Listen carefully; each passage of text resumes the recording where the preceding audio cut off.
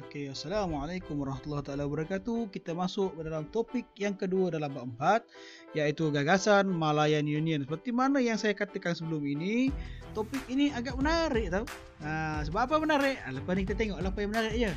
Okey, gagasan Malayan Union ditubuhkan selepas BMA yang kita belajar sebelum ini, iaitu British Military Administration. Okey, iaitu ataupun pentadbiran tentera British lah. Okey. Baik. Sebelum tu kita bagi kredit kepada Cikgu Anita Paramasbaran daripada SMK Seri Bintang Utara Ceras Kuala Lumpur kerana sudi berkongsi nota kepada kita semua. Semoga anak-anak didik Cikgu Anita semuanya cemerlang, termasuk anak didik saya sekarang ni lah. Cemerlang semuanya, insya-Allah. Amin ya Rabb. Okey, baik. Hari ni kita baca topik yang kedua, iaitu gagasan Malayan Union. Okey. Bismillahirrahmanirrahim. Alhamdulillahirabbil alamin arrahmanirrahim maliki yaumiddin iyyaka na'budu wa iyyaka nasta'in ihdinas siratal mustaqim siratal ladzina an'amta 'alaihim ghairil maghdubi 'alaihim waladdallin. Amin. Okey. Gagasan Malayan Union, kita pendekkan, singkatkan menjadi MU. Okay. Tujuan MU diperkenalkan adalah tujuan MU kita akan belajar dalam berkaitan dengan tujuan MU, latar belakang MU, ciri-ciri MU, bagaimana British mendapatkan tantangan sultan-sultan. Okey. Lepas ni kita tengok. Pertama, latar belakang pembentukan Malayan Union yang pertama. Baik.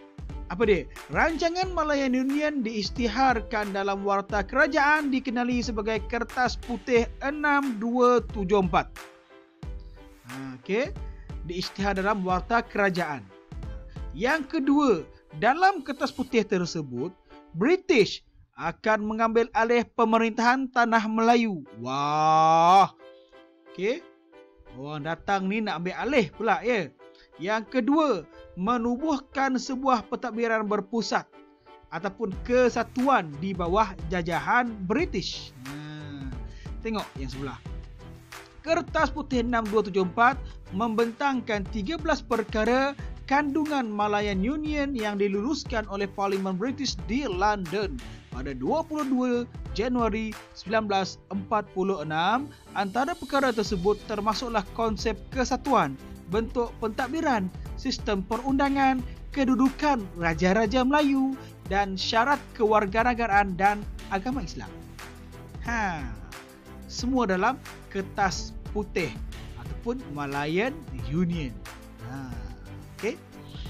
Kronologi pelaksanaan gagasan Malayan Union di Tanah Melayu.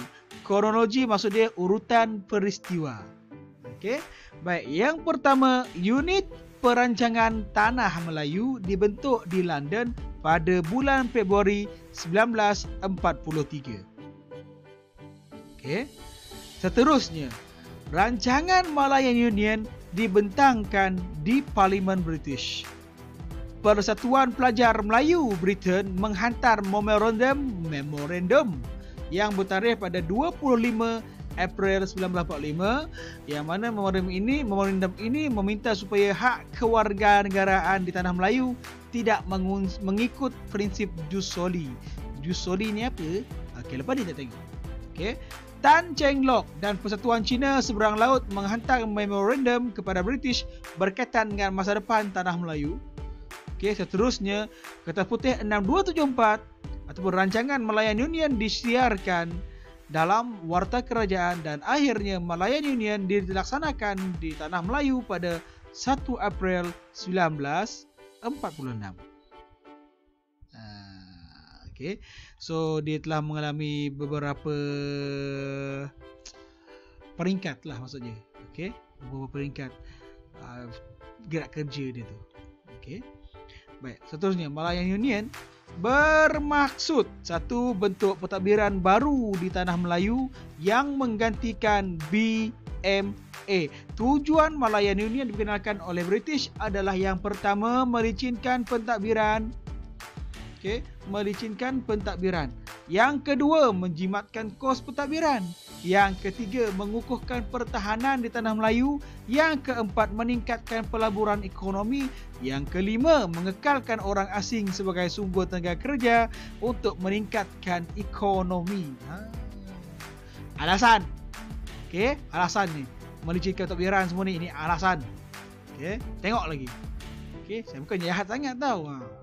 Ciri-ciri Malayan Union. Yang pertama, negeri-negeri Selat, negeri Melayu bersekutu, negeri-negeri Melayu tidak bersekutu disatukan dalam satu nama, iaitu Malayan Union. Okey. Ketua Malayan Union adalah Governor Malayan Union yang pertama, iaitu Sir Edward Gen. Yang kedua, ada dua yang kedua pula. Seterusnya ketiga, ada dua majlis, iaitu Majlis Eksekutif yang menjalankan pentadbiran dan Majlis Undangan yang membuat undang-undang. Okey. Seterusnya, Singapura telah diasingkan. Okey, tanah jajahan British yang lain digabungkan. Why? Kenapa? Okey, macam-macam persoalan ni kan. Kenapa? Okey, sebab Singapura itu special untuk British. Okey, orang lain tak special, gabung. Singapura special, diasingkan. Tujuan ekonomi lah ni. Okey, Singapura tu strategik tempat dia. Raja Melayu dikurangkan kuasanya dan menjadi ahli Majlis Raja-Raja. Okey, menjaga adat orang Melayu dan agama Islam. Okey, itu je kerja dia. Itu je kerja dia, menjaga adat istiadat orang Melayu saja dan agama Islam. Itu sahaja kerja Raja Melayu. Kesian. Seterusnya, ketua negeri adalah Pesuruhjaya Negeri. Jus Soli diamalkan. Apa Jus Soli? Iaitu kerakyatan berdasarkan kelahiran. Okey. Ciri-ciri Malayan Union lagi satukan. Ini dah tadi dah. Okey. Seterusnya. Negeri-negeri, Allahumma salli ala sayyidina Okay, negeri-negeri Selat. Negeri Selat adalah negeri Pulau Pinang, Melaka dan Singapura. Negeri-negeri Melayu Sekutu adalah negeri Perak, Selangor, Negeri Sembilan dan Pahang.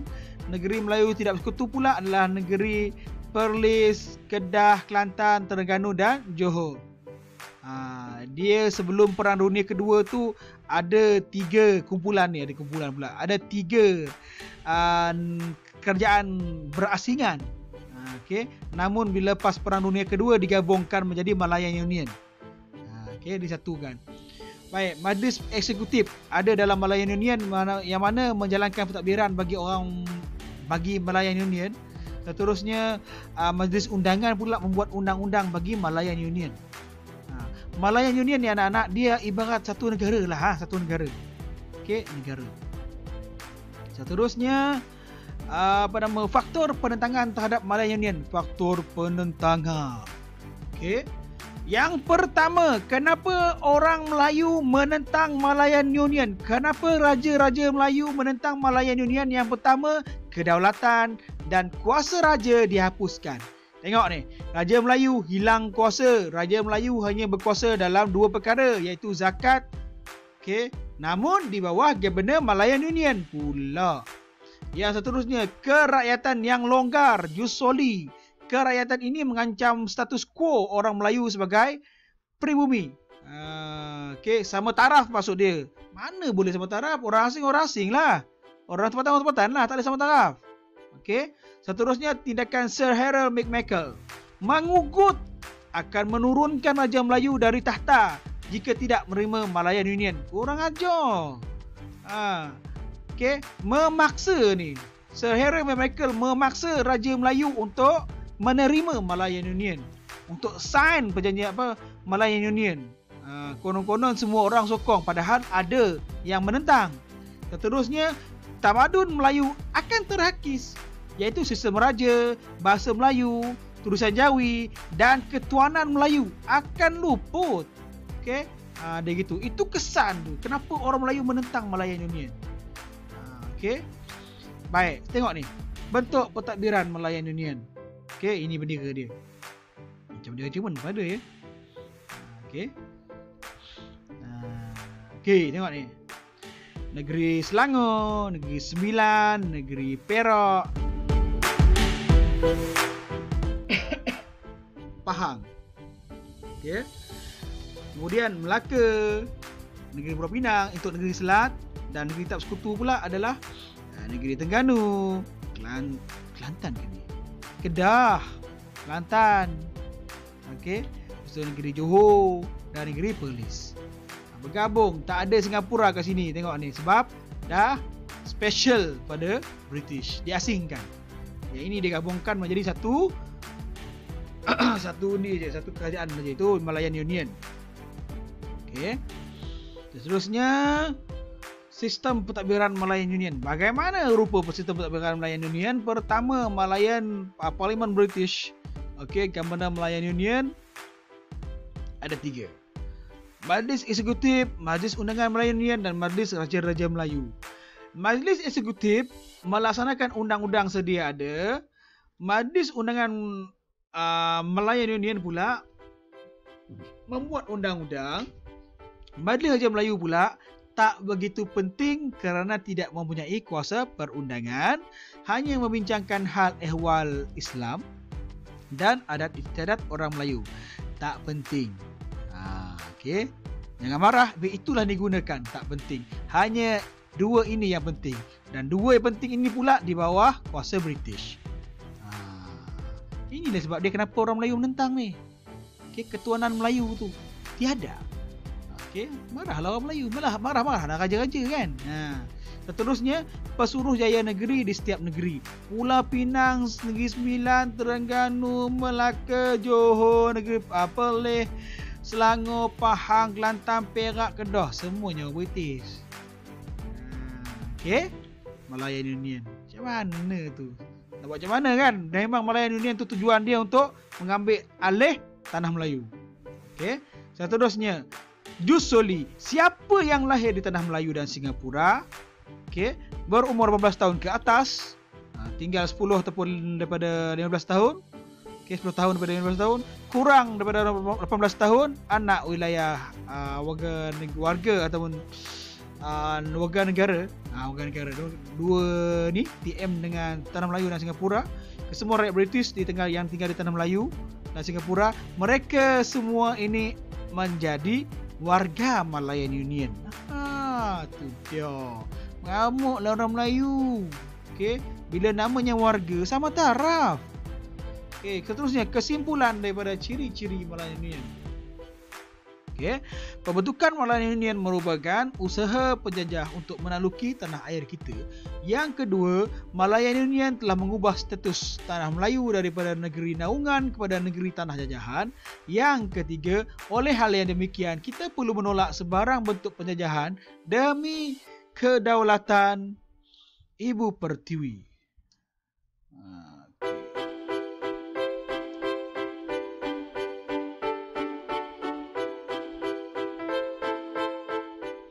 Oleh hal yang demikian, okey, kita perlu menolak sebarang bentuk penjajahan. Ini penting ni, kita perlu menolak sebarang bentuk penjajahan, meskipun nyawa menjadi taruhan. Okey, meskipun nyawa menjadi taruhan. Tengok yang berlaku di Palestin sekarang, anak-anak. Mereka dijajah, mereka menentang balik, dianggap sebagai pengganas.